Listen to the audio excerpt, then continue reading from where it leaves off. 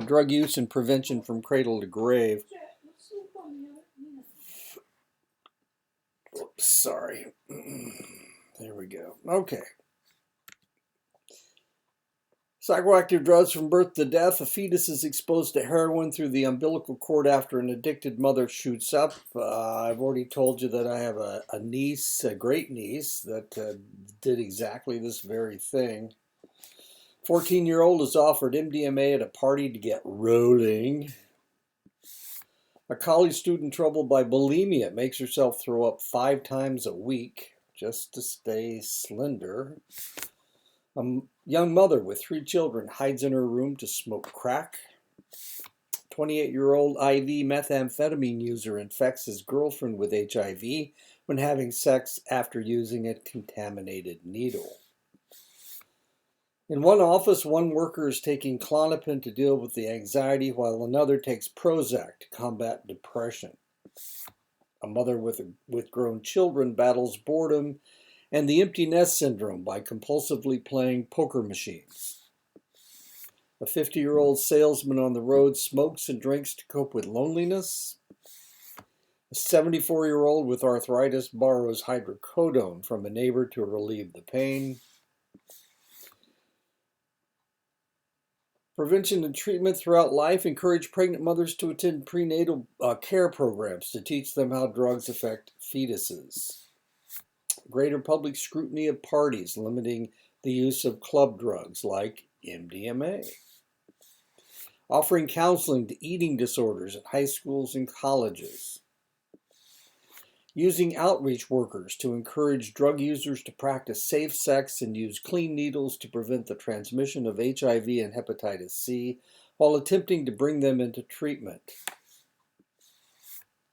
Doing an intervention to get a heavy drinking sales representative into an employee assistance program, or EAP.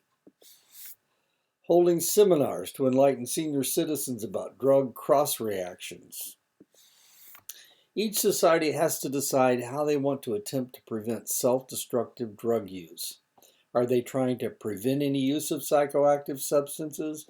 Are they trying to ban just illicit drug use? Are they trying to limit the damage caused by use, abuse, and addiction? The United States and most other countries use a 3-tier approach to fight the destructive effects of psychoactive substances. Primary prevention, secondary prevention, and of course, tertiary prevention. The primary prevention program teaches the skills to help the individual resist drug use. The secondary prevention is stopping the behavior wherever it starts. And tertiary prevention is putting people through treatment and restoring them to health. Governments work on prevention by reducing the supply of drugs through interdiction of drug supply, legislating against use, legal penalties for possession, use, and distribution, reducing the demand by treatment of drug dependency and prevention through education, emotional development, moral growth, and individual and community activities. Reduce the harm that can be done to the community by promoting temperance, instituting needle exchange programs, supporting drug substitution programs, lessen the effects of alcohol, for example, designated drivers. Decriminalizing drug use is another really strange idea, I guess. Worldwide, the most widely used and successful programs have been supply reduction and temperance methods. Historically, in the United States, drinking and smuggling of spirits became part of the American fabric. It was easier for farmers on the frontier to ship their corn produce in the form of corn liquor than as grain. It was just too heavy. However, with the influx of evangelical influences, the Methodists and the Baptists, temperance became more acceptable as an alternative to heavy drinking and drunkenness. Such behavior came to be seen as destructive, sinful, and immoral. An effort was made to get drinkers to switch from hard spirits to weaker beer, wine, and hard cider. Dealing with the problem of alcohol consumption has been a continuing problem in the United States, fluctuating between moderation and forced abstinence, or prohibition. And of course, we had prohibition from 19 1920 until 1932. Well, 1933 actually. As a country, use and the responsive movements have waxed and waned in 70-year cycles since the beginning of our history. In 1780, Dr. Benjamin Rush, who signed the Declaration of Independence, tried to legislate control over distilled spirits. That was in 1780. 70 years later, in 1850, temperance movement supported replacing distilled spirits with more benign drinks. 1850. 70 years later, in 1920, the prohibition of alcohol. 1990, legal drinking age was raised to 21 nationwide. Did the 18th Amendment work? Alcoholic psychosis admissions to state hospitals in New York and Massachusetts were cut nearly in half. Deaths due to cirrhosis of the liver were cut in half during Prohibition. There was less crime in general. There was less domestic violence. Even after Prohibition stopped, drinking levels remained low and didn't return to pre-Prohibition levels until the 1950s, when we had 3 times as many people in the United States as we did in the 1920s. Medical problems increased after unregulated manufacturing of alcohol, but the level never approached the medical problems that the nation experienced from alcohol. Some argue that Prohibition brought organized crime to the United States, but in reality, organized crime has been a part of the American underworld fabric since long before the 1920s. Unfortunately, one problem with Prohibition was that because of banning alcohol was touted as a cure for all of society's ills, treatment for alcohol addiction was cut. And there you go, that's a smart thing to do. Some people claim that Prohibition was repealed because of the universal condemnation of the ban. But the real reason for its repeal was due to the need for tax revenues from its manufacture and use during the Great Depression.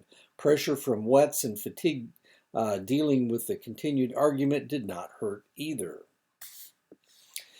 In 1962, before the Civil Rights Movement hit its stride and before the Vietnam War, only 2% of the American public used illicit drugs. And this is, of course, when I was a child, and I don't remember anybody talking about illegal drugs. It was almost a joke talking about marijuana and reefers. However, with the aforementioned social movements and an era of civil disobedience streaking through the youth of the 60s and 70s, 31% of the population was using illicit drugs. Now remember, before 1962, only 2% of the American public used any illicit drugs. During this time, knowledge-based programs were started to teach about pharmacological effects, causes of addiction, health effects of drug use, legal penalties. There is no evidence that information alone causes changes in behavior, unfortunately, despite the fact that people are now in the know and they have the information that they need. A lot of times they just ignore it. Skill building and resiliency programs. As more research was being done, it was discovered that there were obvious psychological and developmental factors that predisposed select individuals to drug use.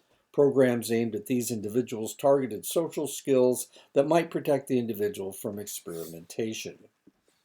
Skills that addressed risk factors that might lead to drug abuse included general competency building, training in self-esteem, social acceptable behavior, decision-making, self-assertion, problem-solving, vocational skills.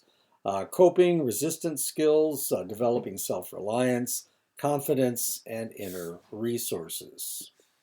Skill building and resiliency programs reinforcing protective factors and resiliency build on natural strengths that people already have available: their optimism, their empathy, their insight, intellectual competence, self-esteem, direction of purpose in life, determination, supportive friends and family, opportunities to belong to meaningful groups.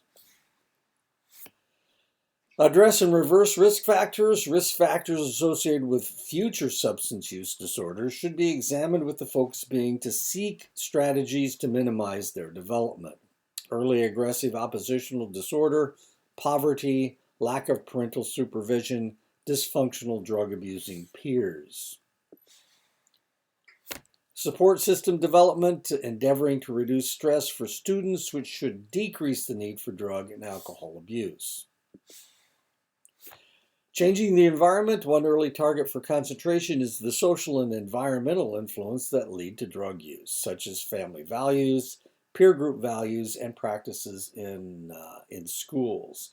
A good example would be Wisconsin. The state of Wisconsin has a lot of Scandinavian and German people of Scandinavian and German ancestry. In Wisconsin, if you're underage, if you're 16 or 17 years old, you can drink with your parents. It's not illegal. In most states, 16-year-old drinking, whether it's with their parents or not, the parents would get arrested for contributing to the delinquency of a minor. But in Wisconsin, that's not the case. A child can drink with their parents at whatever age. That's just the way it works. They won't do anything about it. That's what we're talking about, family values.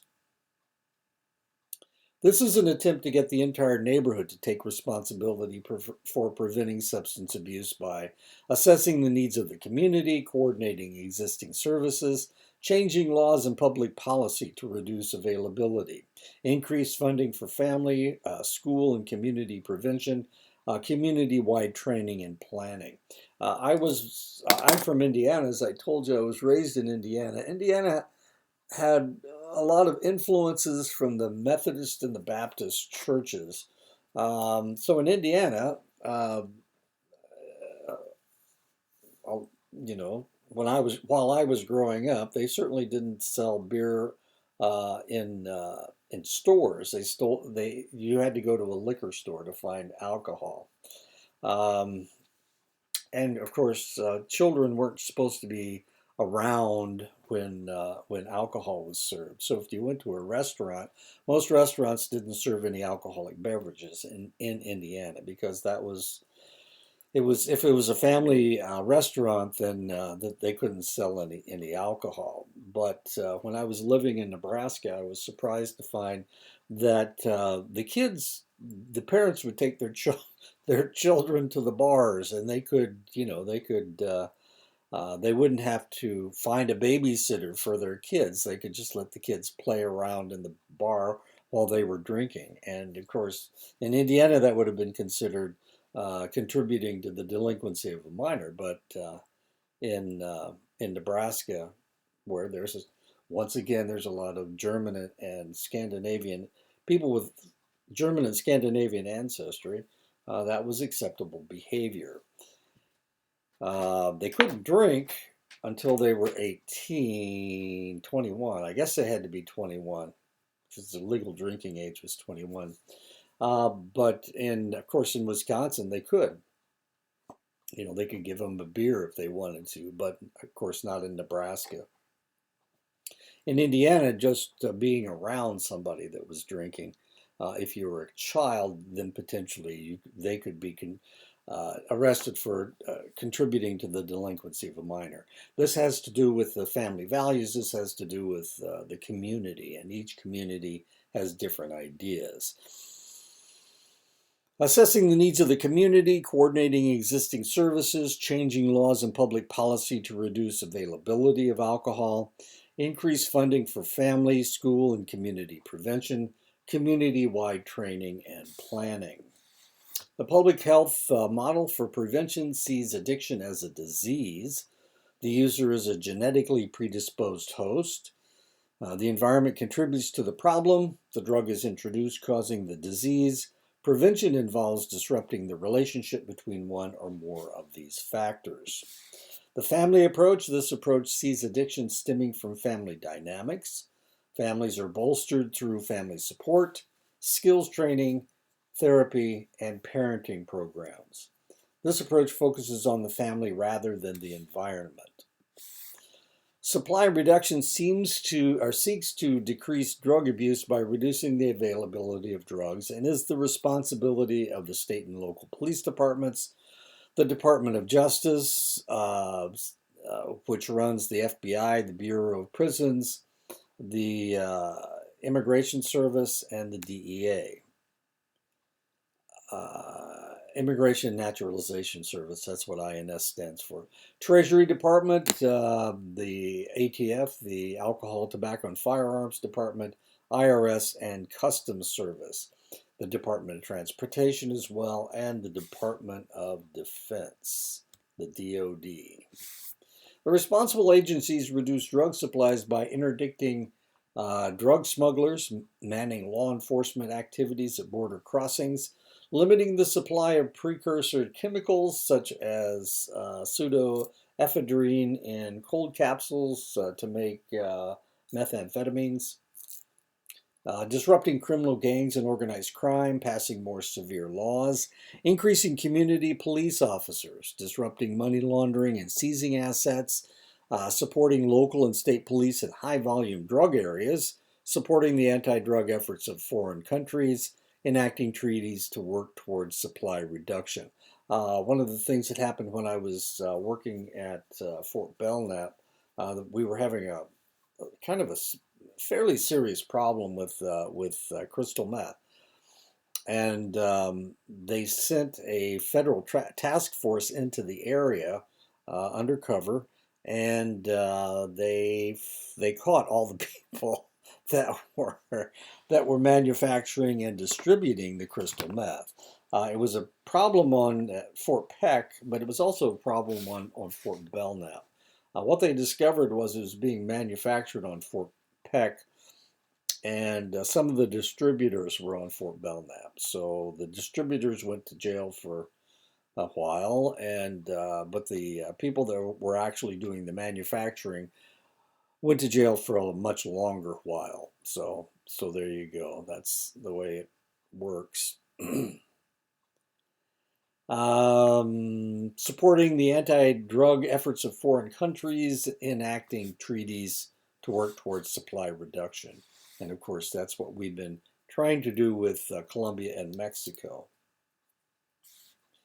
Colombia manufactures and Mexico transports, and we've been trying to break that transportation and manufacturing connection. Drug laws in the United States have evolved to curtail the supply and use of illicit drugs. Long prison terms and forfeiture of assets have been used to discourage suppliers and manufacturers of drugs. Users are discouraged by facing stiffer and increased jail time. Possession of paraphernalia adds to the length of time spent in jail. Many states, including California, enacted 3 strike laws in the 1980s, which mandated life imprisonment if an individual committed 3 felonies in their lifetime. Since 1980, prison populations have tripled. 55% of the inmates in federal prisons were convicted of drug offenses. If you count felonies committed to support drug habits, the percentage increases to 60 to 80%.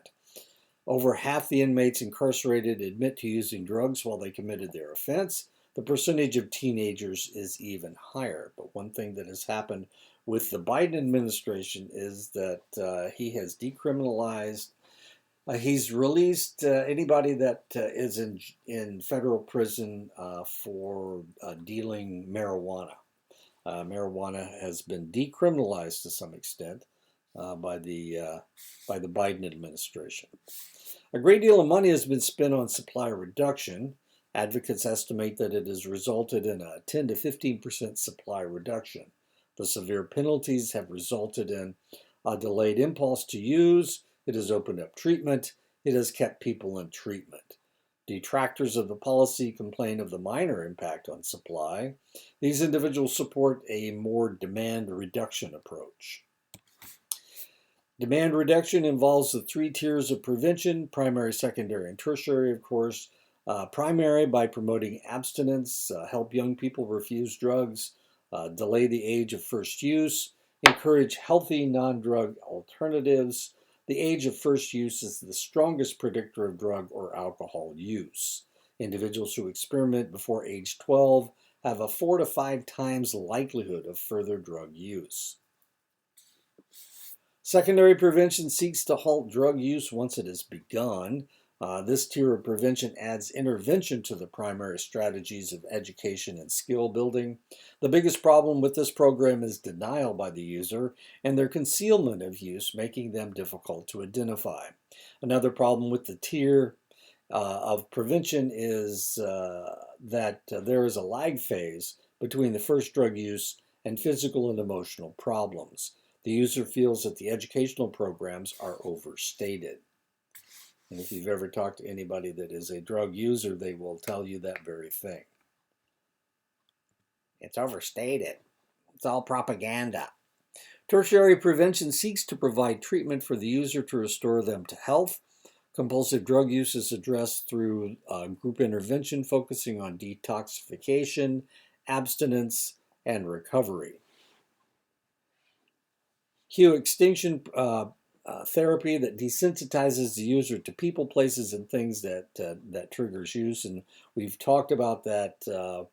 If you are an alcoholic, just driving past the bar where you used to drink is a cue, and you need to change your route so you don't have to drive past that place. If you always smoked dope in the park, don't drive past the park anymore. If I had a student at Fort Belknap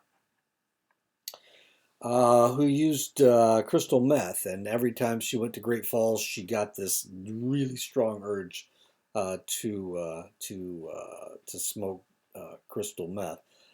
So what did she do? She stopped going to Great Falls.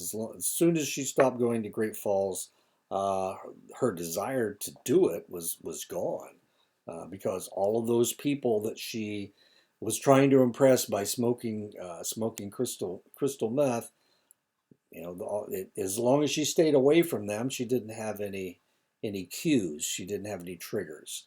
Family therapy, group psychotherapy, or residential treatment, instruction in relapse prevention and life management skills, psychopharmacological strategies, promotion of healthy lifestyles, development of support and aftercare systems. And has to do with 12-step programs dealing with whatever substance you are addicted to. Tertiary programs result in decreased drug use as abstinence in 40 to 50% of the cases, 74% reduction in crime, 1,400,000 people receive treatment nationwide. Unfortunately, there's 7 million people that are estimated to need treatment nationwide. I remember one of the things that happened after Prohibition, or during Prohibition, they cut all of those programs. Well, they did it again in the 1960s. Then they did it again under the Reagan administration in the 1980s. They just kept cutting the programs. Not all programs seek abstinence. Harm reduction programs recognize that recovery is difficult, and many will relapse before they are able to live their lives drug-free. This technique focuses on minimizing the personal and social problems caused by drugs. Let me give you a good example of all of this stuff. Sometimes we come across a rock star that has cleaned himself up. One of the problems he will have in the future is that it was drug, sex, and rock and roll when he got into into his career path, and now that he is older and wiser, he's still in exactly the same environment he was in before. Remember the cues and the triggers, and that's one of the reasons why we see so many relapses with individuals. One individual, he's not a rock star, but the comedian Robin Williams was a cocaine addict. Just before he died, he had to go back to rehab because he had relapsed. He'd been clean for an extended length of time. All those years that he was a dramatic actor and he was starring in Good Will Hunting and some of those other movies that he was in, he was clean. He had gotten off of the cocaine. But at some point right there, close to the end, he relapsed and had to go back to rehab. 3 harm reduction programs, needle exchange programs to reduce the spread of HIV and hepatitis C, bleach distribution programs to reduce the spread of HIV and hepatitis C, legal drug substitution for illegal drugs, the replacement of heroin with methadone is a good example of the drug exchange program. Harm reduction programs have also proposed some controversial ideas. They accept the fact that people will experiment with drugs and they want to educate them to use drugs responsibly. This is what they do in Holland. Holland has this is their theory anyway. And they understand that everybody wants to try it, that kind of thing. I'm not exactly sure if it's a good idea. It's better just to stay away from this stuff. Decriminalizing or even legalizing illegal drugs, and there are people in the United States that want that to happen. Treat addicts by reducing their usage to manageable level rather than seek abstinence. Allow addicts to design their own intervention and treatment programs. And a lot of these are, yeah, that's going to work. Some of the most lucrative advertising on television is advertising for alcoholic beverages. Before 1996, hard liquor was not advertised on television, only beer. The idea from the temperance argument of the 19th century was that replacing hard liquor with beer would reduce drunkenness to the destruction of alcohol. However, more people die from cirrhosis of the liver caused by beer than cirrhosis caused by hard liquor. Damage done by legal drugs cause more damage to society than illegal drugs. Alcohol, tobacco, and prescription drugs. Advertising for these drugs brings new users into the fold every year. Facts to remember about prevention: there are no quick fixes. Prevention will never be complete because there will always be new potential users to convince. Prevention campaigns become progressively more difficult in time because they have already reached the easy cells. No single approach has been shown to work consistently. Legalization of medical marijuana will make it more and more difficult to control all drugs. And of course, now that we have 30 states that have legalized marijuana, including Colorado, just north of you guys, it's going to be more and more difficult. How can you convince children that they shouldn't do this? That it messes up your short-term memory. You lose IQ points. What did they see in the research out of New Zealand? 10 to 20 IQ points in 25 years of smoking pot. When we see depictions, and I don't know about you, but I can't lose any IQ points. I'm not that bright. When we see depictions of drug addicts in the media, they are often portrayed as weak, bad, stupid, crazy, immoral, poor, disenfranchised. 1/3 of the homeless have drug or alcohol problems. This only represents 5% of the addicts in the United States. The truth is that whites are the most likely to have either a drug or alcohol problem. African Americans are just as likely as whites to have a drug problem, but the least likely to have an alcohol problem. Hispanics are the least likely to have a drug problem. People in low-income areas are less likely to receive treatment and more likely to be incarcerated for their drug use. More affluent people are more likely to receive treatment and probation. 53% of the individuals in prison for drug crimes are African American. 26% of those in prison for drug crimes are white. Among the highest paid occupations, and we just said that white people are more likely to have drug problems. Among the highest paid occupation in the United States, physicians. They are as likely to be addicted as the general population, though they are more likely to be addicted to prescription drugs. Members of Mensa, that organization of very brilliant people, and gifted high school students have high rates of addiction. Members of the clergy, now I'm happy that I don't have a higher IQ. Members of the clergy have high rates of alcoholism.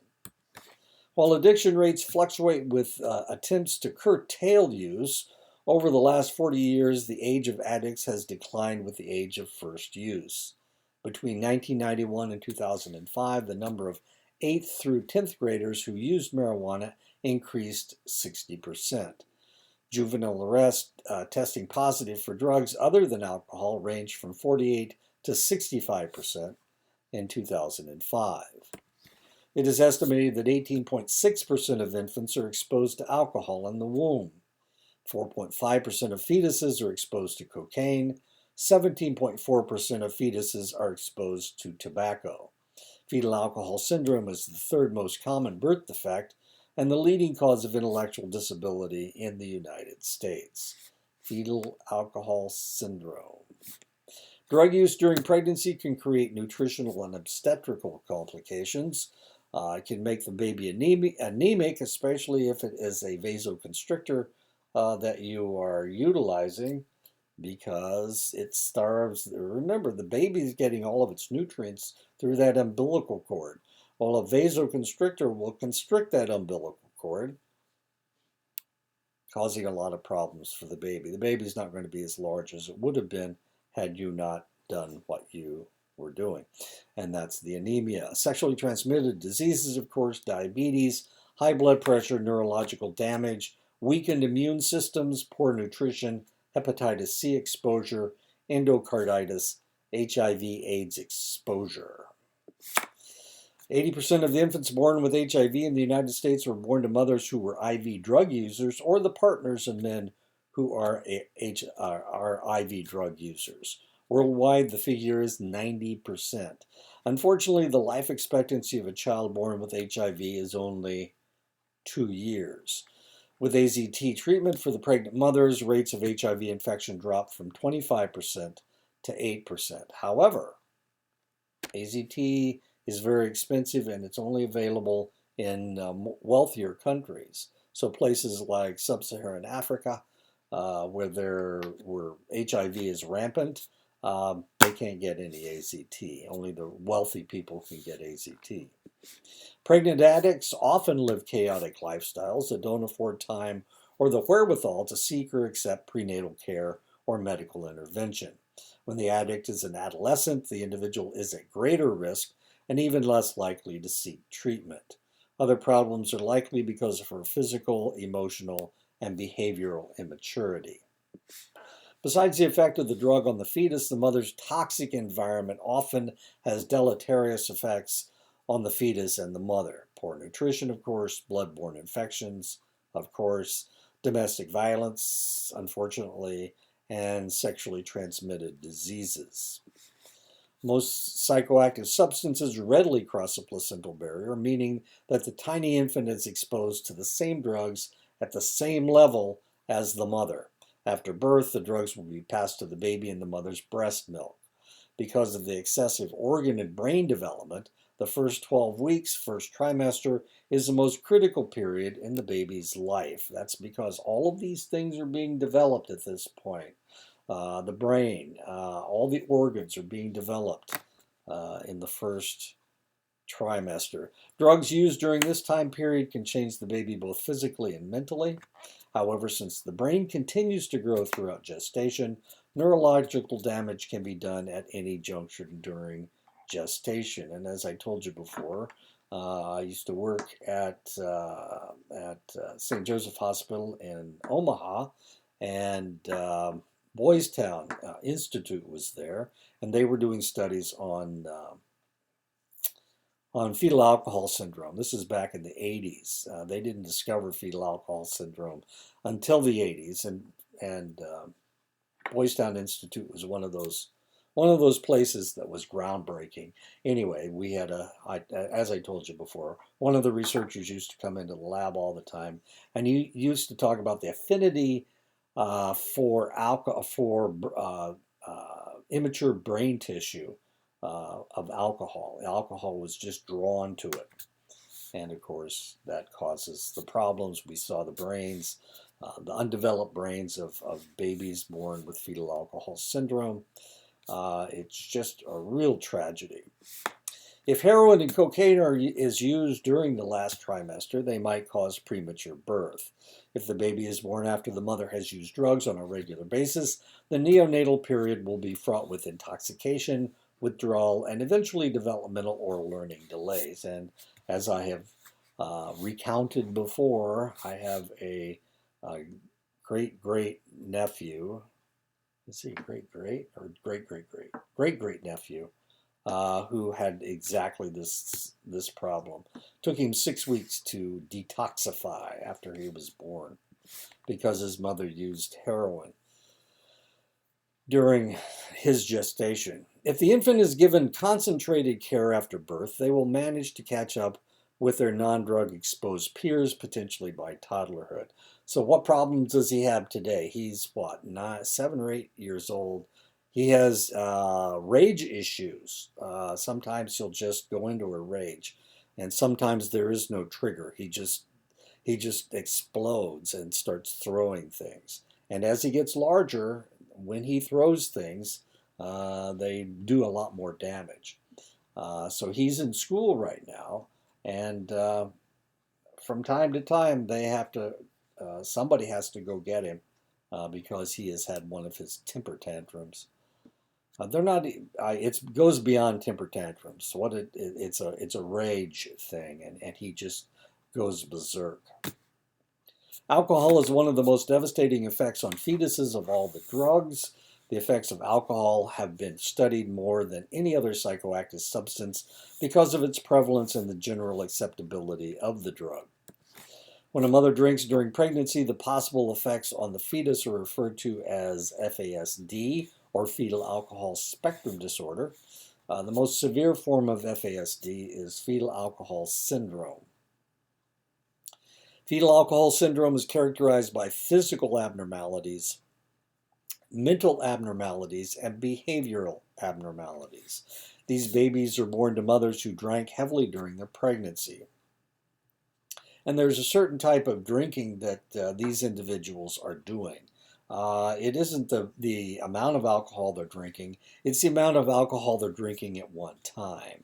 That's what's actually poisoning the baby's brain, is the fact that they're binge drinking and they're getting snockered.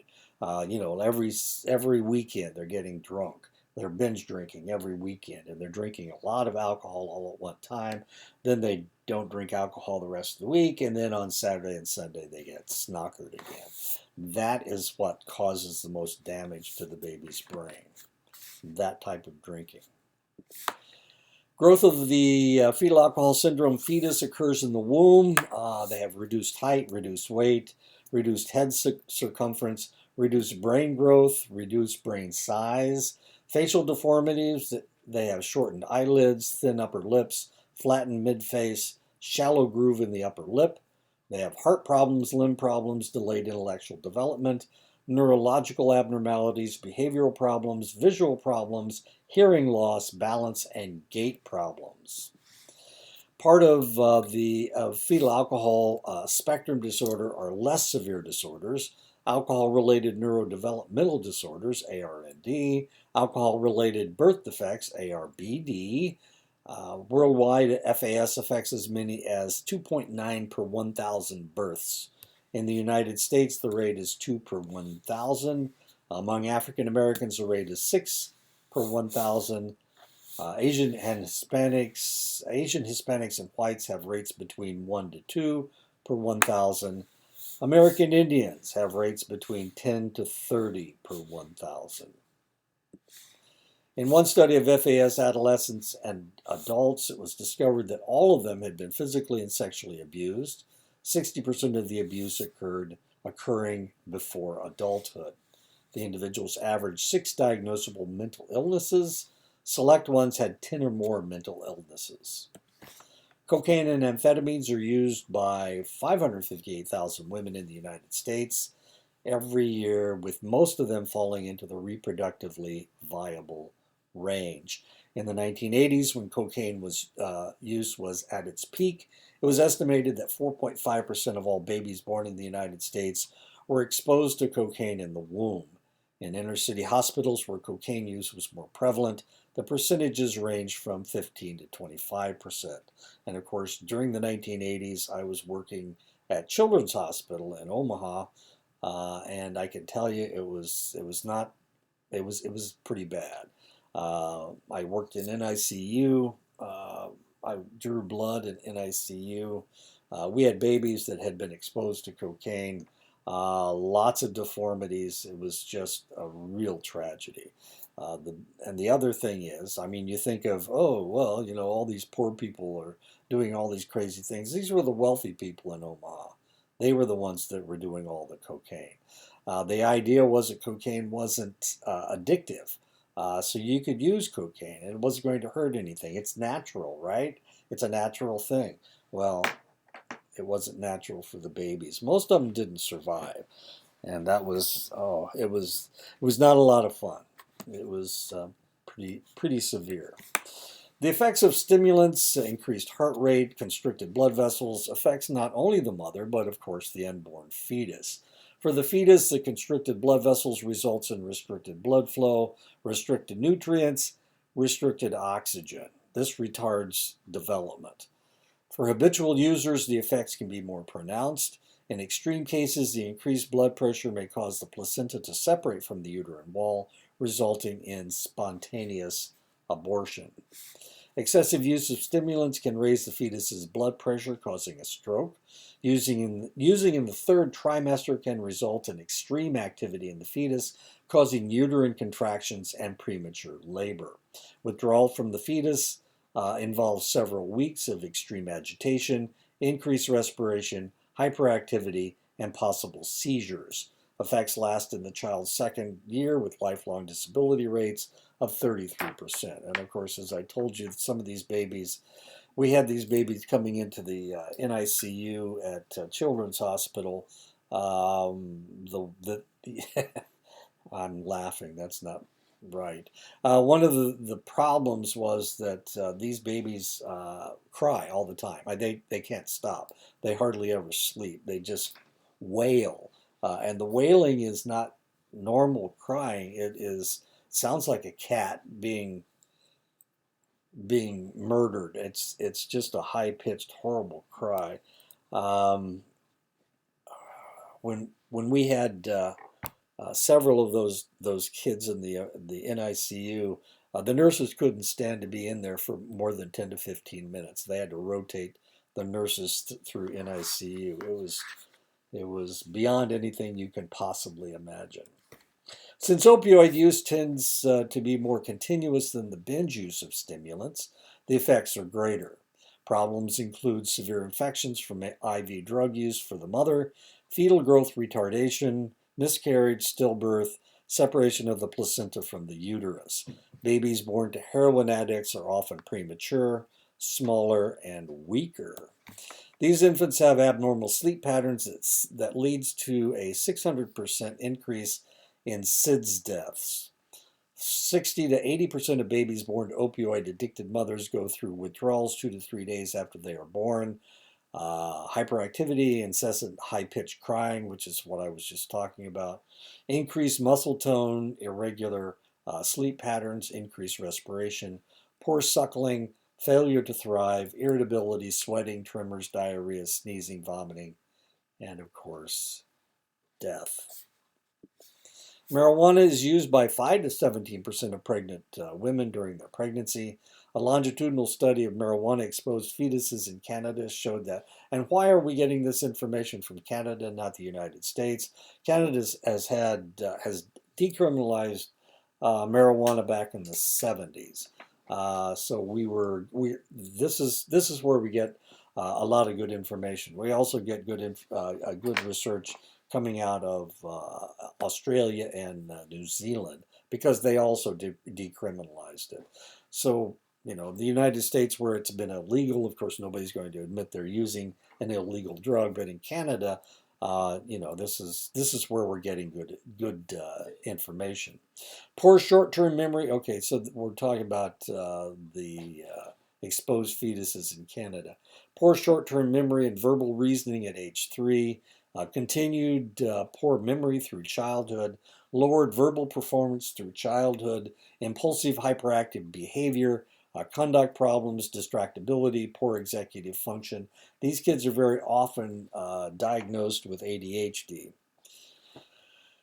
Even though it's not really ADHD, it's chemically induced ADHD. The problem with marijuana is the same as the problem with any other drug smoked. It decreases the oxygen. It irritates the alveoli and the bronchi of the lungs. It decreases weight.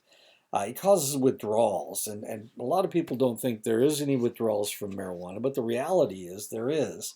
But the withdrawals are slower because if you smoke pot right now, if I smoke pot right now, it would be in my system for 18 days. Why? Because it's fat soluble and it gets into your fat. So it kind of it's a slower withdrawals process, but it's still withdrawal process. The withdrawals, abnormal responses to visual stimuli, increased tremulousness, easily startled, and high-pitched cry. Once again, the high-pitched cry.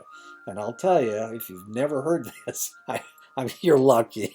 You're really lucky. It's nasty. It goes beyond anything you can possibly imagine. Actually, we had a cat that got caught in the garage door, and that was real close to the crying that those babies did. I mean, they're wailing like well, they are in pain. So what do you do? Well, you can't give them drugs. All you can do is nurse them through it. Fetal effects, category A, vitamins other than A, no fetal risks. As long as it's not vitamin A, it's all the vitamins are category A of drugs. Category B is acetaminophen and ibuprofen. There are no fetal risks, so mothers can take vitamins. They can take Tylenol. They can use ibuprofen. Category C are most medications. There's still no fetal risks. We're okay. Category D is anti-seizure benzodiazepines and tetracycline. Tetracycline is a antibiotic. It's the tetracycline is what we used to treat people with gonorrhea with tetracycline. As a matter of fact, in Vietnam they used men used to take tetracycline, hoping that it would, if they got gonorrhea, it wouldn't take because they had all these antibiotics in their system. Didn't work very well. Well, it kind of worked. So if somebody had acne, usually they took Accutane, which is next, which is high doses of tetracycline. Anyway, okay, so category D is anti-seizure medications, benzodiazepines, and tetracycline. Now, the anti-seizure medications, you take anti-seizure medications either for epilepsy or for bipolar disorder. So here we are, category D. The fetal risk, but the risks are considered appropriate to the need of the mother. So if the mother has epilepsy, she can take this. Of course, it may do damage to the baby.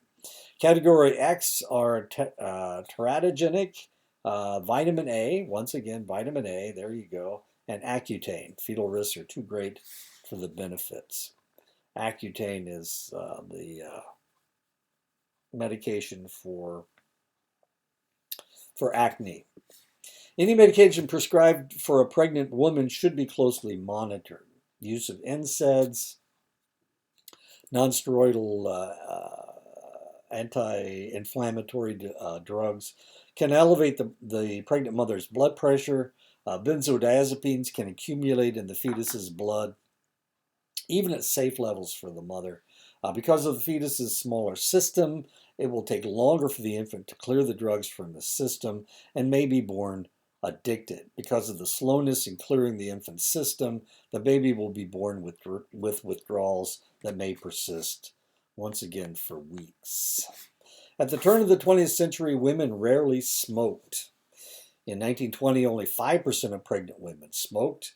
Pregnant women smoking peaked in 1997 at 28.2%. In 2005, only 22.5% of pregnant women smoked during their pregnancy. 17% of the women smoked cigarettes. 8.82% smoked right up to the time they gave birth. The highest rates were among African Americans at 20.12%. The second highest rate was among whites at 14.2%.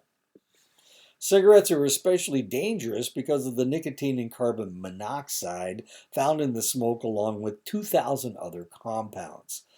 Both carbon monoxide and nicotine cross the placental barrier and reduce fetal oxygen supplies. Women who smoke or come in contact with secondhand smoke are in greater risk of premature delivery. Heavy smoking mothers are twice as likely to miscarry and have spontaneous abortions. Babies born to heavy smokers average a birth weight 7 ounces less, with a smaller head circumference and about an inch shorter. With heavy smokers, there is a higher incidence of cleft palate, congenital heart defects, minor nerve and brain defects, higher incidence of SIDS, weaker sucking reflex, depressed immune system, and more respiratory infections.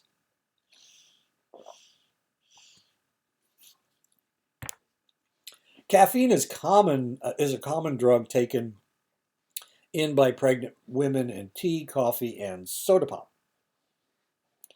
In one study, 75% of babies born had caffeine in their system at birth. Infants tend to have lower tolerance of caffeine than adults do. Caffeine seems to have no long-lasting effects on the child, though physicians warn pregnant women away from its use during pregnancy. And my daughter, good girl that she is, she abstained from taking in any caffeine while she was pregnant, which was tough for her because she was a big Diet Pepsi and tea drinker. So she had to go cold turkey for 9 months while Reese was in gestation. Prevention of damage should start as soon as the woman discovers that she is pregnant. Physicians will ask the woman the 4 Ps. Parents, did either of the woman's parents have a problem with drugs or alcohol? Partner, does the woman's partner have a problem with drugs or alcohol? Past, has the woman ever drunk beer, wine, or liquor? Pregnancy, in the month before the woman knew that she was pregnant, did she smoke cigarettes, take drugs, or drink beer, wine, or liquor? If necessary, the woman can be treated for dependence.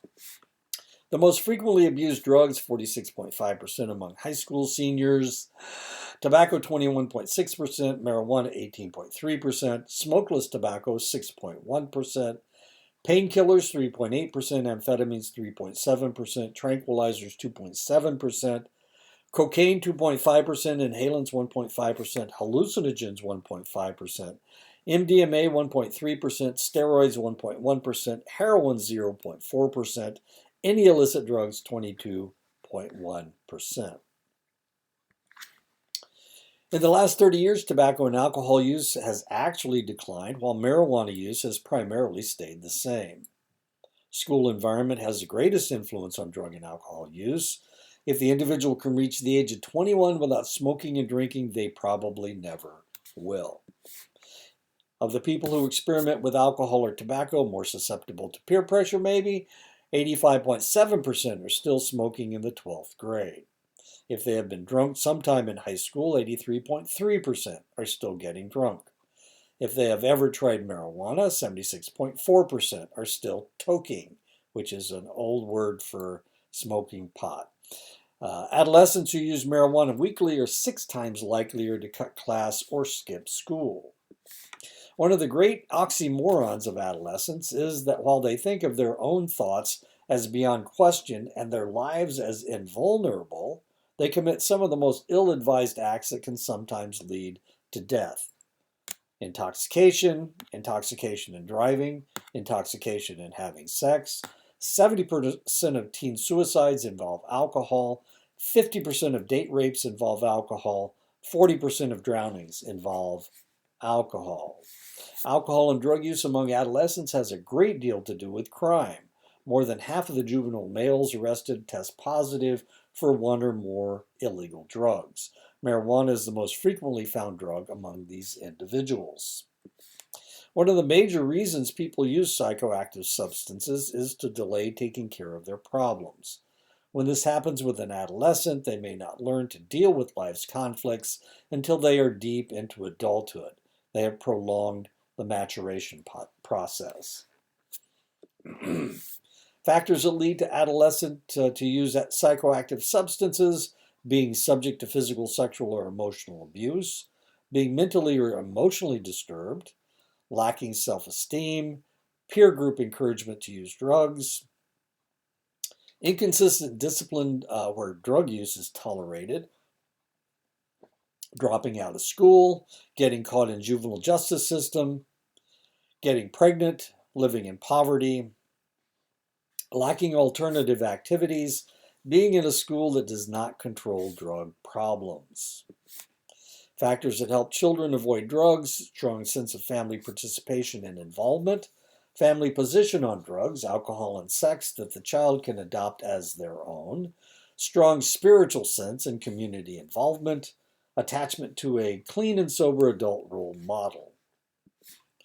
There are programs that have been developed to help school-age children K through 12 stay away from drugs and alcohol. The DARE program, Drug Abuse Resistance Education, 16 to 17 week sessions conducted by uniformed police to 5th and 6th graders. Dare to Be You, the DTBY. Family Matter, Lions Quest Skills for Adolescent. Now, the interesting thing about Lions Quest is that when I was in California, when my wife was stationed at the RAND Corporation, I did educational research with the Lions Quest program. What did we do? We were doing questionnaires of all the junior high schools in the Los Angeles area. Now, you'd be surprised how many there actually are in the Los Angeles area.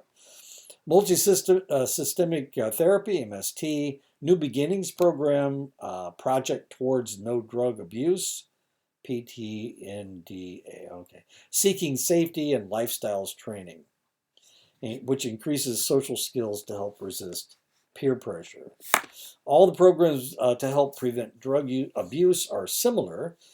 They all involve a coordinated effort among family members, teachers, and other school officials. These school-based programs tend to teach life skills, resistance education, and normative education. Normative education aims at correcting erroneous beliefs about the prevalence and the acceptability of alcohol and drug use among an individual's peers. Family-focused primary prevention is necessary adjunct to any school-based program. Experimentation, social use, habituation, and abuse usually begins in junior high, which is the 6th grade, 7th grade, and 8th grades. Because of this proclivity, primary prevention needs to continue while secondary prevention is put in place to deal with those who didn't get the message. School personnel and families should be trained to recognize drug use and how to deal with the consequences. For those students who begin abusing drugs on a regular basis, treatment must be sought to reduce the probability of a lifetime of abuse. Such a program is the Positive Behavioral Interventions and Supports, PBIS, adjustments to the environment to reduce the problem, building general competencies and teaching replacement skills, implementing consequences to promote positive behaviors and deter problems, crisis management or relapse plan. 1 in 4 children in the United States is exposed to alcohol abuse or dependence in their family. These children will be affected by alcohol even when they don't use. These children may play different roles in their family. The hero or model child, they try to bring pride to the family. The problem child demands attention and is the most likely to use psychoactive substances. The lost child, shy and sidesteps problems by avoiding family and social activities. The mascot or family clown tries to ease tension in a dysfunctional family by being funny or cute. They have a hard time growing up. Many alcoholic beverage companies target their advertising toward college freshmen, as establishing brand loyalty may generate as much as $20,000 to $50,000 in revenue over the individual's lifetime. 49% of full-time college students binge drink and or abuse prescription and legal drugs. This is 2.5 times the amount of abuse found in the general population. The statistics on college students has varying degrees of positive and negative. Daily smoking dropped from 15% in 1993 to 12% in 2005. Fraternity and sorority members are more likely to drink than non-members, 88% versus 67%. Binge drinking, 64% versus 37%. Driving drunk, 33% versus 21%. Using marijuana, 21% versus 16%. And smoking, 26% versus 21%. And as I told you, I went to a college where 75% of the population of the college were fraternity members, and the other one quarter were independents. And of course, we're the 67%, 37. We're the lower statistics here because we were independents. And peer pressure wasn't, there was no peer pressure as far as we were concerned. Only 6% of addicted college students seek help because they're so damn smart, I guess. 78% of college students who use illicit drugs have sex compared to 44% of those who never use drugs. Psychoactive substances do have a heavy impact on your college campuses. 1,717 deaths in 2007 from alcohol-related injuries. And one of those was a guy from Wabash who drank himself to death. He poisoned himself with alcohol, and they closed the fraternity because it wasn't actually an initiation rite, but nobody stopped him. Nobody did anything about it, and he passed out. They took him to the hospital, and he died. The reality is that if somebody poisons themselves with alcohol, because it's in the system, there's not a whole lot you can do. Once they come in with alcohol poisoning, you can try to dilute their blood by giving them IVs, but it hardly ever works unless their poisoning isn't very severe. If they've drunk a bottle of tequila, a fifth of tequila, chug-a-lugged a fifth of tequila, there's nothing we can do. It's already in their system, and they're dead. Not a whole lot you can do. 97% of I've seen this over and over and over again, this alcohol poisoning, not just with college students, but with other people. 97,000 victims of alcohol-related rape or sexual assault, 696 assaults by another student who has been binge drinking. In 2002, the federal government legislated to deny college students federal aid if they had a drug conviction on their record. Of the 10,437,000 who applied, 41,000 were denied, and while an equal number were waived who had completed a drug treatment program. Even the non-drinkers are affected by the drinkers. In a study of a campus where over 50% of the campus were binge drinkers, 87% of the non-drinking other students reported being victims of assault, being victims of unwanted sexual advances, having sleep interrupted, having study interrupted, having property damage, having to care for a drunken student, having to clean up after a drunken student, having impaired quality of life because of the drinking. And I don't know if you've ever had to clean up a bathroom after somebody projectile vomited the contents of their stomach. How could they hold that much stuff in their stomach? It's nasty. It's really nasty. And of course, that's the way it goes sometimes. It happened to me when I was in college, and it happened to me when I was in the service, having to clean up after somebody who thought it was the funniest thing in the world just to keep drinking and got so drunk that they projectile vomited all over the bathroom. Not even trying to hit the toilet, not even trying to hit the sink, not even trying to hit the urinal, just blasting all over the walls. Funny, funny, funny. Always makes you laugh. Unless you're the one that has to clean it up. Drinking and drug experimentation are seen by some as a rite of passage for college students. However, one approach to the control of college drinking is a normative approach where the myths of rampant drinking are debunked. For example, 68% of college students thought that their peers thought frequent intoxication was acceptable, while only 14% actually did.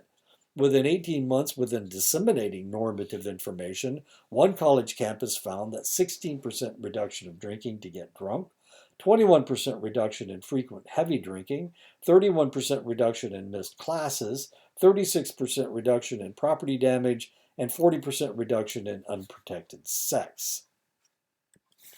Means of controlling alcohol use: regulate campus drinking. 25% of campuses ban beer. 32% prohibit liquor on campus. 98% prohibit kegs in dorms. Provide alcohol, tobacco, and drug-free dorms. These are known as wellness halls. 2/3 of campuses offer such dormitories.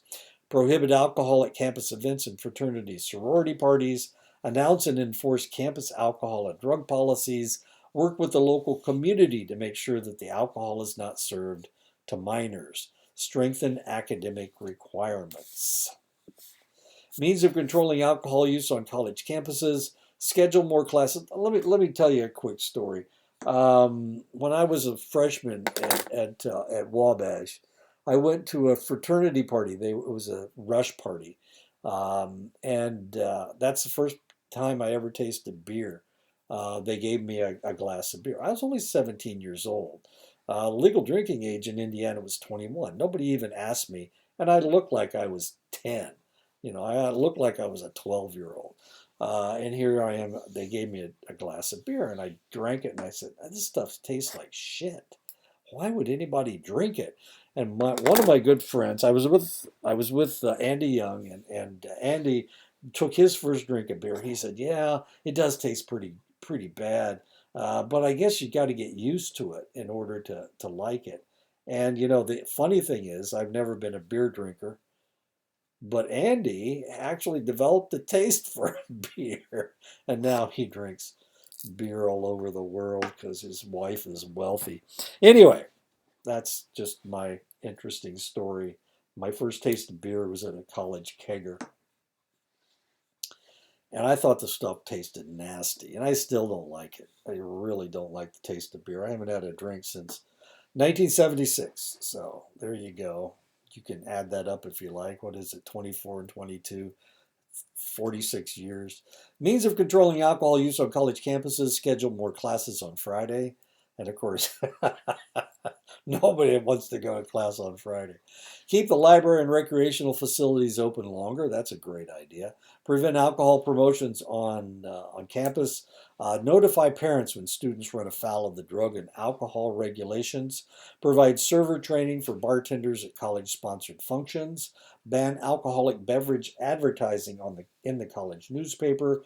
50% of campuses ban such advertising. Way to go.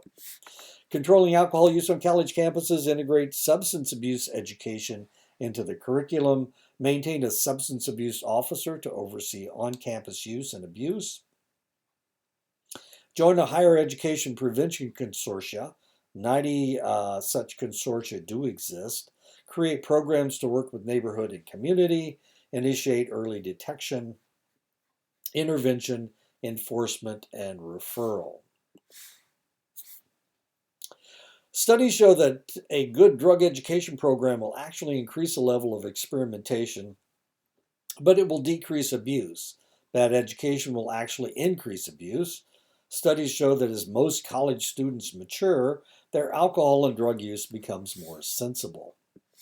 People take psychoactive substances either to enhance some aspect of their sexual sensation or not realizing that it will interfere with their sexual sensations.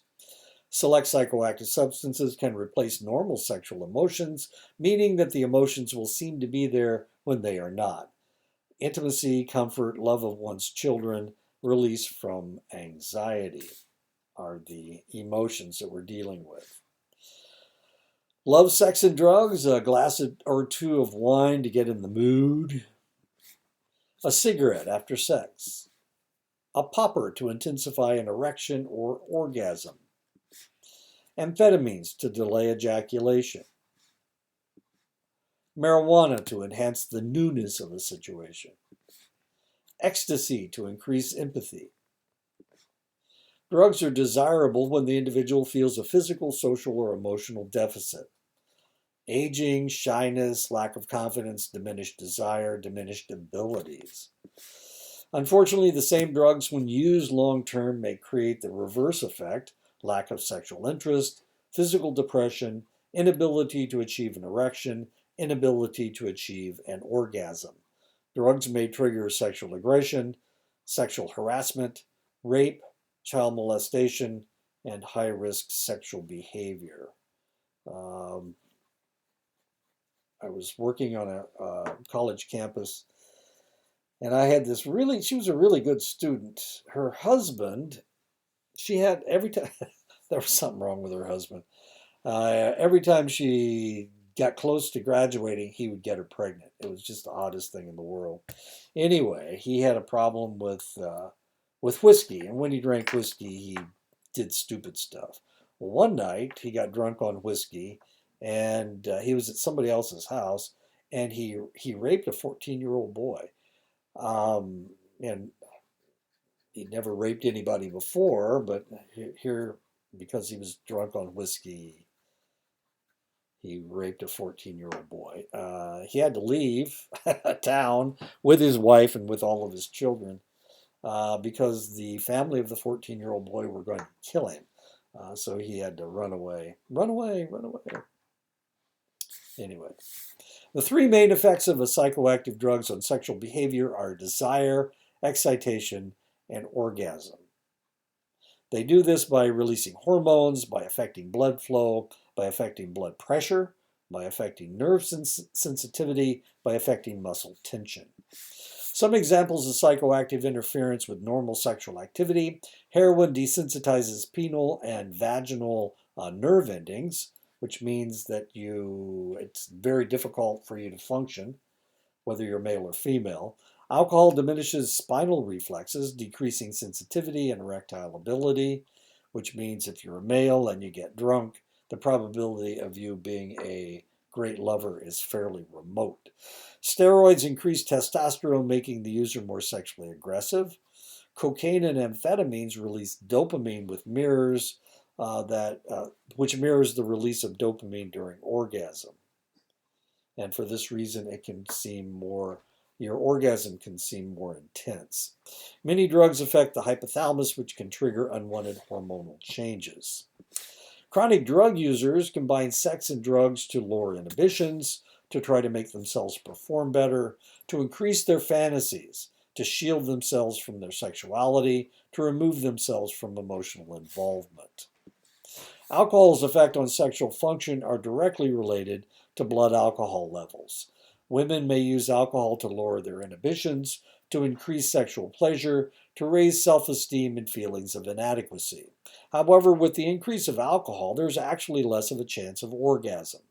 Women are more likely to drink to hide sexual dysfunction than men are.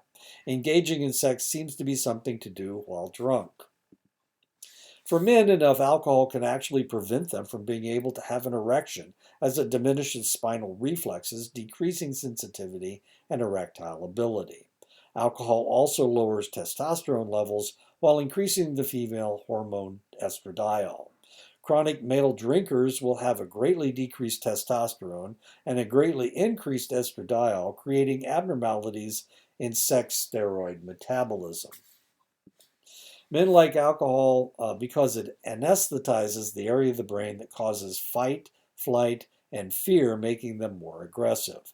However, it does lower their testosterone, making men more likely to act asexual. In one study of heavy drinkers, 60% reported being impotent. Amphetamines and cocaine have always had the reputation of being sexual enhancers, but this is especially true in the gay community because it increases confidence, it prolongs erections, it increases endurance, it intensifies orgasms. This is especially true of methamphetamine, which lasts longer in the individual's system. Amphetamines and cocaine can greatly intensify pleasurable feelings that an individual gets from sex. Unfortunately, with continued use in sexual situations, the intensity lessens. As dysfunction begins, the individual will seek to use more and more of the drug to achieve more sexual functioning. The drug will also intensify pre-existing sexual proclivities. If this is something as harmless as sexual inhibition, it will make the individual more confident. If the proclivity is pedophilia or rape, the drug can intensify these behaviors as well. While cocaine may work wonders for men when first used, with prolonged use, The effects may be unintended: delayed ejaculation, decrease in sexual desire, difficulty achieving ejaculation. In women, cocaine may disrupt the menstrual cycle, cause difficulty in achieving orgasm, decrease desire. Smoking after sex has become a cliche for having had sex. In truth, long-term tobacco use is associated with a lower testosterone and erectile dysfunction. In women, it causes reduced fertility. The opioids are depressants and so may act to lower an individual's inhibitions when first used in concert with sex. However, the prolonged use, long-term users report impaired performance and a decrease in sexual drive. In one study, the degree of impotence among males was 39%, jumping to 53% when the individuals were actually using the drug. Some of the sedative hypnotics have been touted as sexual enhancers: benzodiazepines, barbiturates, quaaludes. The reality is that the individual has lowered inhibitions, which makes it more likely that they will be willing to perform sexually. With prolonged use, the individual begins to suffer from sexual dysfunction and apathy towards sexual stimulation. Select sedative hypnotics have been used as date rape drugs. Rohypnol causes amnesia and lowered inhibitions that makes an individual less likely to resist a sexual assault. GHB lowers inhibition and makes sex more pleasurable. Too much can lead to sleep or even coma. The drug also has amnestic effects. Marijuana's effects have much to do with the attitude of the individual when smoking, much like LSD. In a pleasant social situation, like at a party or on a date, the drug will make people less inhibited and more relaxed, making it more likely that they will do things that they wouldn't normally do. Research looking at marijuana in a controlled setting found that the drug inhibited orgasm but not desire. The biggest problem with chronic marijuana use is that the user does not learn to have sexual relations without being stoned. MDMA and MDA give their user a warm feeling toward others and induces a heightened sensual awareness. However, the heightened sensual awareness does not enhance the ability to have an erection. As well, orgasms are more difficult to achieve. Sexual excitement is unlikely when high on the drugs. If this response is going to occur, it is usually as the person is coming off the drug. Neither PCP or LSD are considered sensual drugs. As an anesthetic, PCP has been used to deaden the pain in select sexual practices in both the gay and heterosexual communities. LSD, and as a matter of fact, no psychedelics, are known as sexual enhancers. Nitrites are used in both the gay and straight communities as a vasodilator and a muscle relaxer. Users claim that nitrites prolong and enhance orgasmic sensations if used just prior to the orgasm. Like Viagra and other erectile dysfunction medications, nitrites act as vasodilators promoting penile erection. Nitrites also relax the anal sphincter muscles, supporting anal intercourse. Psychotropic medications often will interfere with sexual functioning. Tricyclic antidepressants have been linked to decreased desire, problems with erection, and delayed orgasm. SSRIs also cause delayed or inhibited orgasm and impaired erection abilities. Antipsychotics inhibit erectile function and ejaculation as well as desire. With heavy doses of lithium, desire decreases, and individuals report having difficulty maintaining erections. Aphrodisiacs actually may not exist, though some drugs will enhance sexual situations.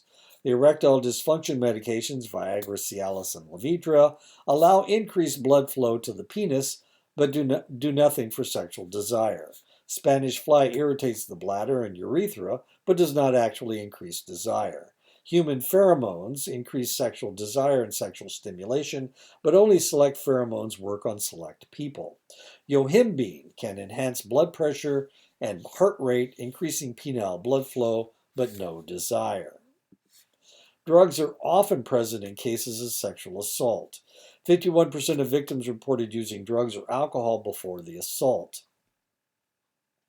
44% of the assailants used drugs or alcohol before the assault. Irrational or inappropriate desires may occur after alcohol lowers inhibitions and muddles rational thought. Stimulants make the user feel more confident and aggressive, making it more likely that a date will be assaulted. Sedatives lower inhibitions, making women more susceptible to assault. Marijuana makes users more suggestible to sexual activity. PCP and heroin make users less sensitive to pain, making it more likely that they will damage their partners during sex. Drug use peaked in the 1980s. Positive drug rates at work were 13.6% in 1988.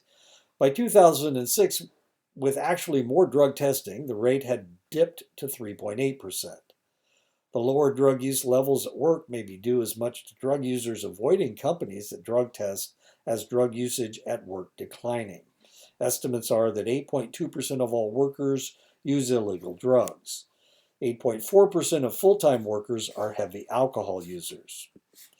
Contrary to the image of the addicts skulking around alleys to support their drug habit, 74.8% of addicts over 18 are employed as full-time or part-time employees.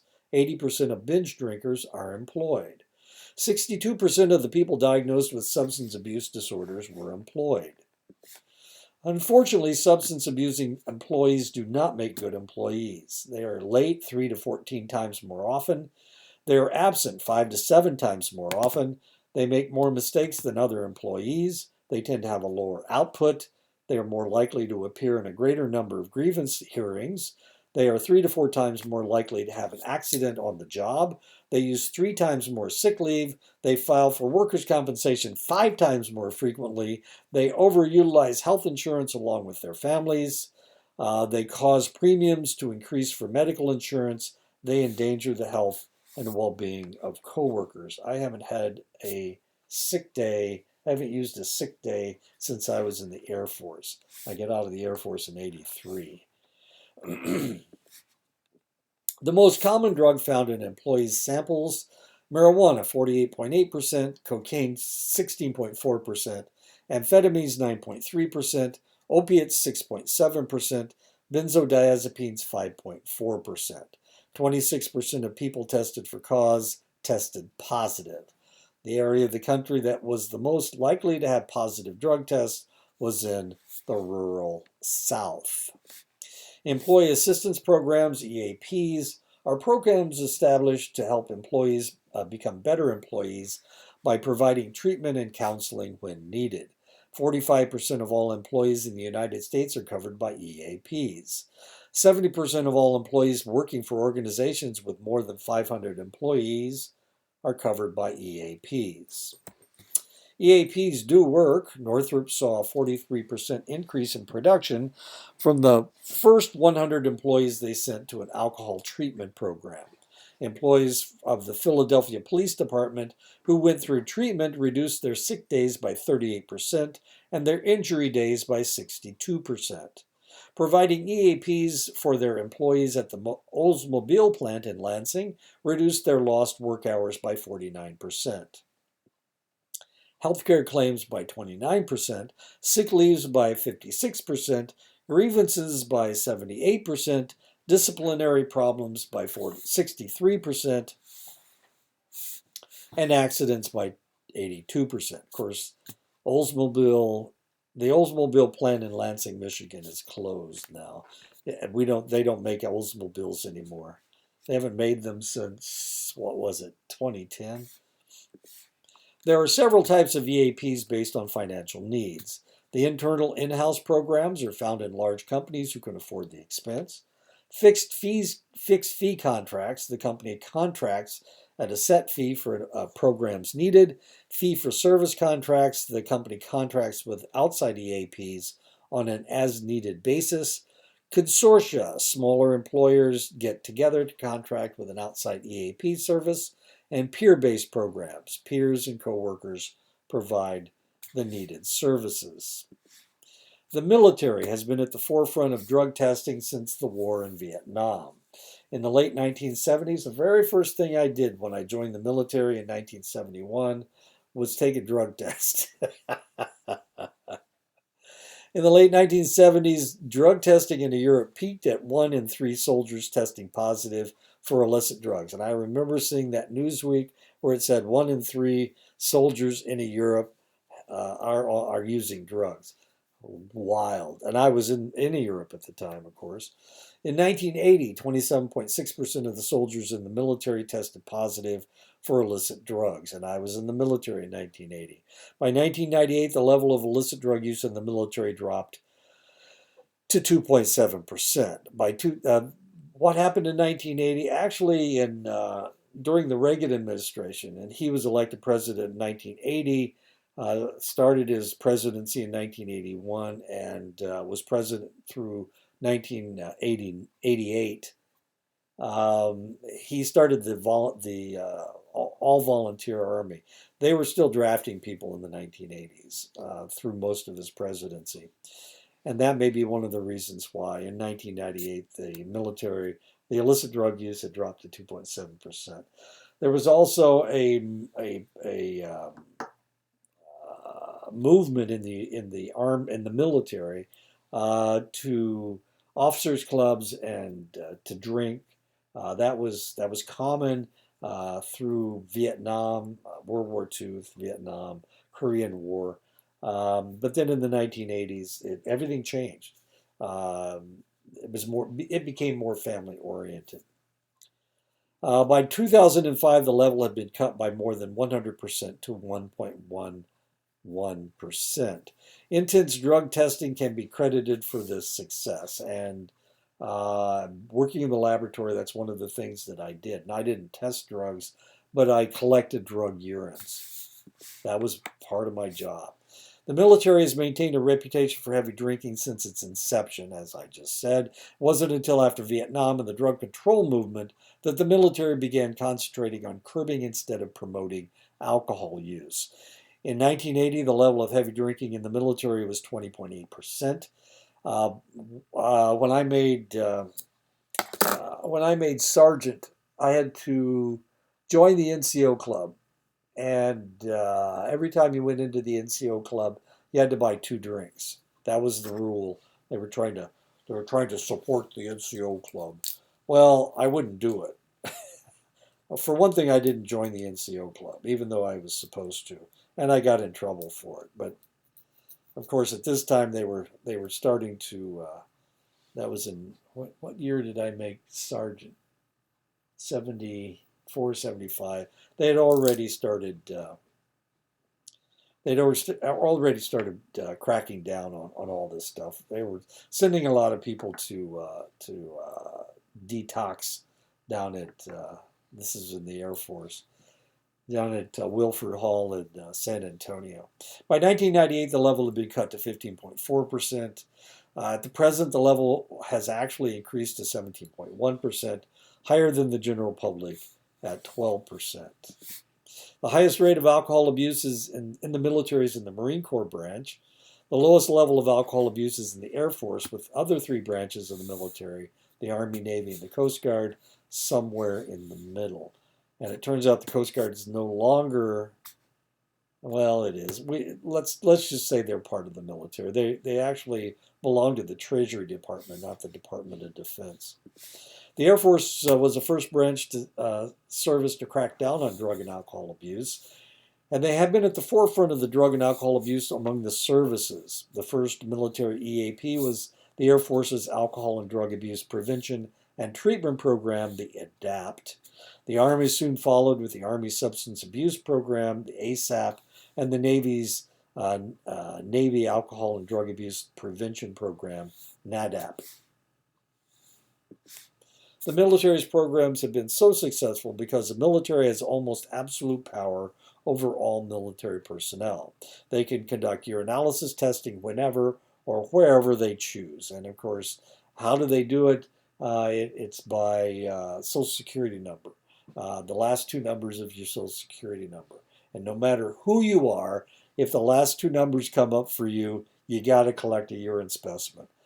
You could be the base commander, you can be a general. There's no way you can get out of it. That's the way it works. And it only works because all the officers have to come in too. If a military member refuses to comply to either drug testing or drug rehabilitation, the military can charge them with disobeying a direct order and can discharge them from the service. And I've seen this many, many times. With the influx of, and remember, I was there at the very beginning of this whole program. So one of the things that was going on was these guys they were trying to cheat. They were trying to bribe people. It was a mess. It was a real mess. And I got to do it because I was over the age of 21, and you had to be over the age of 21 to sign to make it official. If you were under 21, you couldn't do it. You couldn't sign the form, and you had to be over 21. And since I was over 21, lucky me, I got to watch all those guys pee. With the influx of reservists and National Guard members into active duty with the hostilities in Afghanistan and Iraq, the DoD instituted the following drug policies: 100% random testing of all active duty personnel. Conduct random drug testing on all military personnel within 72 hours of entering active service. And as I told you, the first thing I did when I joined the military was collect a drug urine specimen. Separate positive testing personnel from the military, zero tolerance. Test the mandatory test panel to include new drugs. Maintain 100% mandatory testing for DoD civilian personnel. There is a reason why drug testing has shown a 66% drop in positives from 1988 to 2004. Self-reported positives have increased 30%. Drug users will avoid applying for jobs at businesses that require a drug test. There are ways to beat the drug test, though most of them depend on non-observant specimen collectors, which I was not. Reasons for drug testing include pre-employment testing, for-cause testing, random testing, post-accident testing, periodic testing, rehabilitation testing of criminals on probation, testing for compliance of addicts in treatment, testing by medical examiners to determine cause of death. 12 states allow for testing of welfare recipients. One of the things I had to do that wasn't a whole lot of fun, I had to collect a drug urine on airplane crash victims. Of course, it was a military situation, so it was usually just the pilot and the co-pilot. If there was anybody else on board, we had to test everybody. And the way that you test, well, you don't need to know this. The way you get your specimen is you have to use a needle and puncture the bladder. The most widespread testing is in the military. Federal government employees, pre-employment drug testing in public safety positions, transportation, and drug treatment facilities. Drug testing can be conducted on any substance from the body. Usually it's urine, but we can draw blood too. We can also use hair samples, saliva samples, sweat samples, or tissue samples if necessary. When we were collecting drug samples, urine, we used urine or blood. We didn't use the rest of them. Well, they were usually burned pretty bad. So, standard drug testing tests for amphetamines, cannabinoids, cocaine, opioids, phencyclidine, PCP, and alcohol. Other drugs that can be added to the testing: barbiturates, benzodiazepines, methadone, propoxyphene, also known as Darvon, and methaqualone, also known as Quaaludes. Drugs that are normally not tested for but can be added if suspected: LSD, fentanyl, psilocybin, MDA, and the designer drugs. Methods of testing include thin layer chromatography.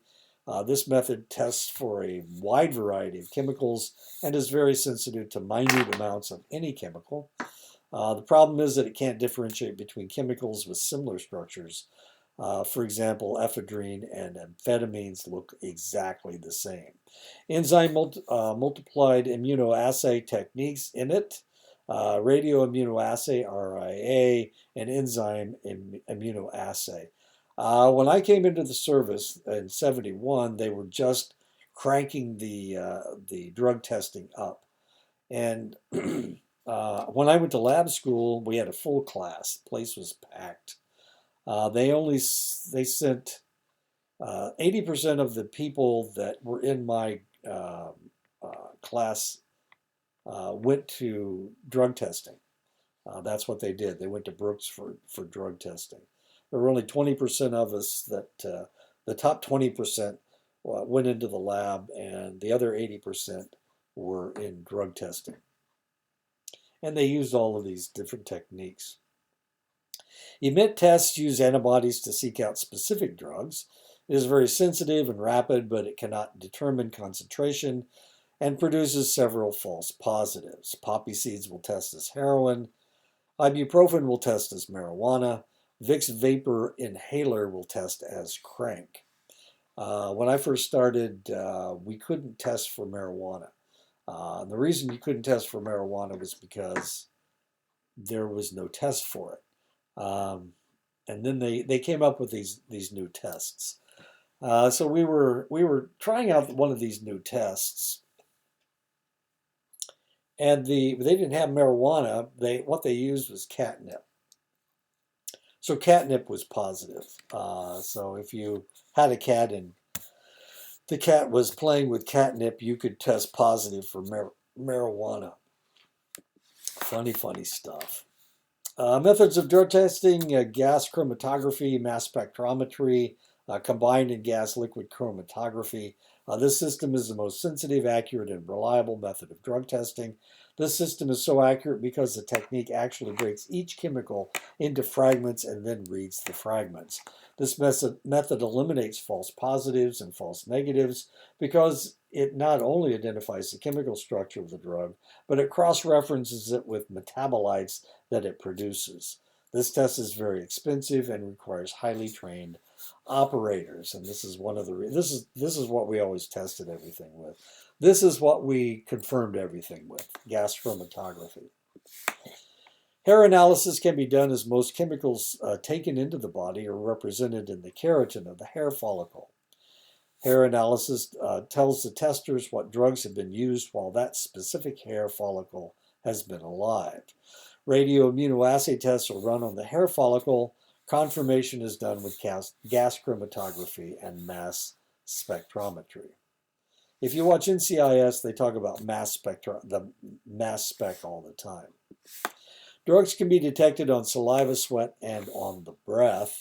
These tests are easier to obtain as they are less invasive, but they also only serve as screening tests and are prone to contamination. The alcohol breathalyzer is a good example of a breath test. Follow-up tests should always be done to confirm any results, and that's usually done on blood. There are many factors that influence the lengths of time a drug will remain detectable in a person's body. The type of drug, the absorption rate, the metabolism, rate of distribution in the body, excretion rate, and the method employed for testing.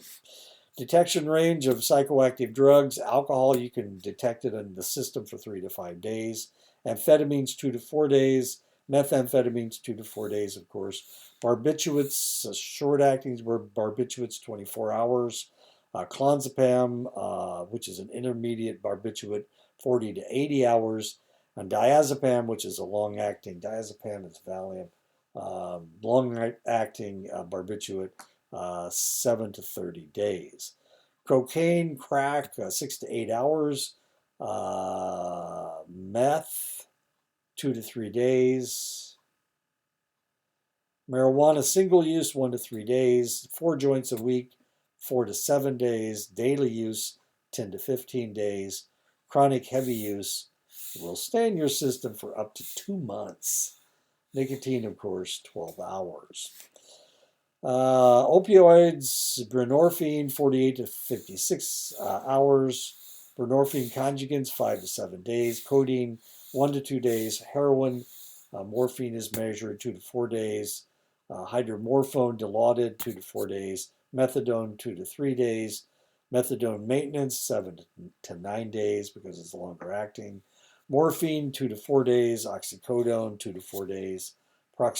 propoxyphene, Darvon, 6 to 48 hours. PCP, casual use, 2 to 8 days.